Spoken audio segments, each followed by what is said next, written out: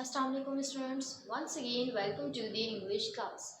Today we are going to learn chapter number 2 and that is the wise caliph. Vice का मतलब जहीन और अक्लमंद, caliph means खलीफा। तो इस chapter में हम एक जहीन और अक्लमंद खलीफा के बारे में पढ़ेंगे। खलीफा का नाम है कैलिफ हारून रशीद। ठीक है, इस चैप्टर में एक स्टोरी है, बहुत इंटरेस्टिंग स्टोरी है। और इस चैप्टर में जितने भी कैरेक्टर्स हैं, मतलब इस पूरी स्टोरी में जितने कैरेक्टर्स हैं उसके बारे में बता देती हूँ। इस कहानी में एक रिच मैन होगा, एक बैगर यानी फ़कीर होगा, कैलिफ हारून रशीद, एक काजी है एंड अ वाइट हॉर्स, एक वाइट कलर का घोड़ा है। So let's start the story. खलीफा हारून रशीद एक बहुत ही ज़हीन और एक काबिल इंसान थे।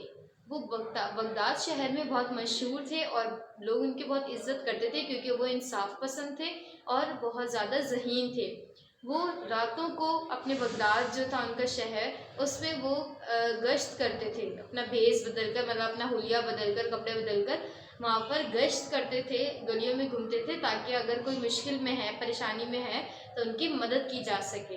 वो कभी भी ऐसे गरूर में नहीं रहते थे या बड़े बन के जैसे कोई बादशाह या खलीफा होता है इस तरह नहीं रहते थे, बल्कि एक कॉमन पीपल की तरह, एक आम इंसान की तरह रहते थे ताकि लोगों की मदद ज़्यादा से ज़्यादा कर सके। वो एक मरतबा जब वो अदालत में अपने बैठे हुए थे तो उनके सामने एक मसला लाया गया, एक केस लाया गया उनके सामने।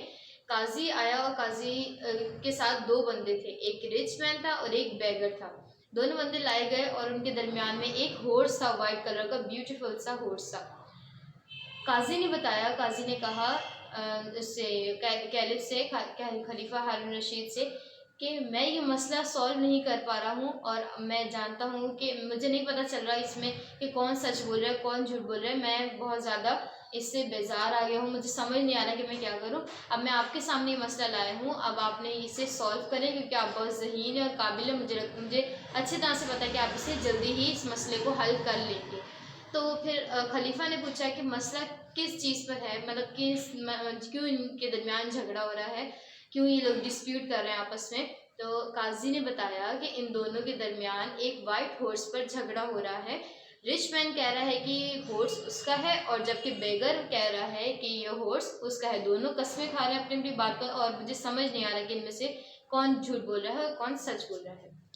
अच्छा, काजी ने फिर एक एक करके दोनों से कहा कि अब अपनी मतलब पूरी बयान करें, अपनी जो आप बात है अपने गवाही में क्या कहना चाहेंगे आप बयान करें। तो सबसे पहले रिच मैन से पूछा गया।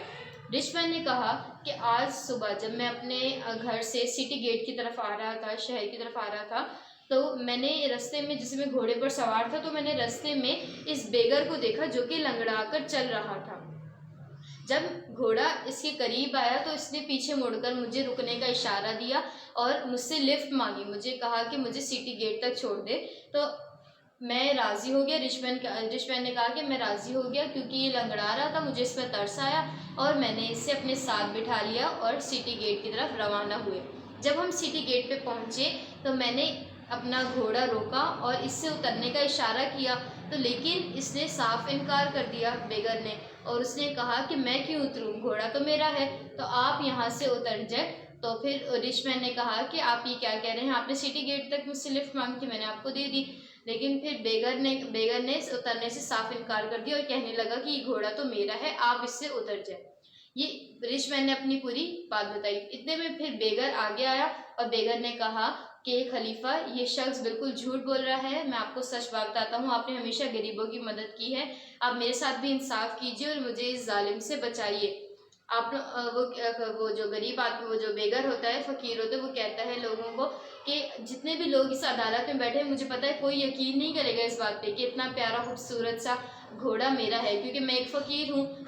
मतलब मेरी जो मेरे कपड़े हैं वो फटे पुराने हैं, कोई इस बात पे यकीन ही नहीं करेगा कि घोड़ा मेरा है, क्योंकि मैंने अपनी जितने मेरे पास मतलब जितने पैसे थे सब मैंने जमा करके इस घोड़े को ख़रीदा है, तभी मेरी हालत ये हो गई है। तो आप ये ना समझिए कि मेरी हालत से कि मैं घोड़ा नहीं मैंने ख़रीदा होगा, ये घोड़ा मेरा ही है।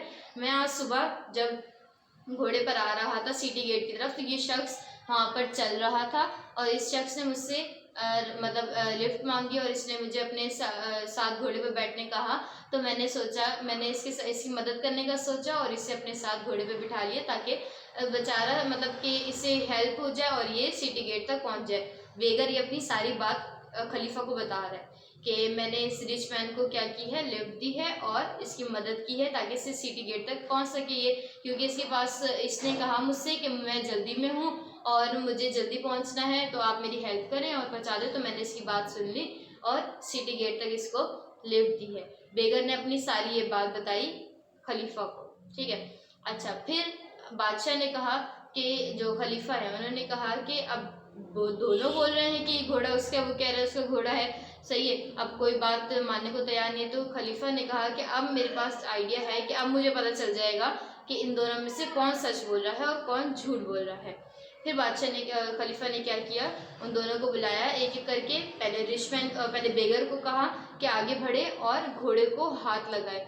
जब बेगर ने हाथ लगाया घोड़े को तो घोड़ा अजीब सी तरह से गुस्से से पीछे हटा, जैसे उसका टच करना बेगर का पसंद नहीं आया। वो एकदम गुस्से से पीछे से हटा। उसने अपना सर के ऊपर उसने हाथ लगाया बेगर ने, तो घोड़े ने अपना सर पीछे कर लिया, हटा लिया, गुस्से से एकदम आवाज़ निकालने लगा। फिर रिचमैन को कहा कि वो हाथ लगाए घोड़े को।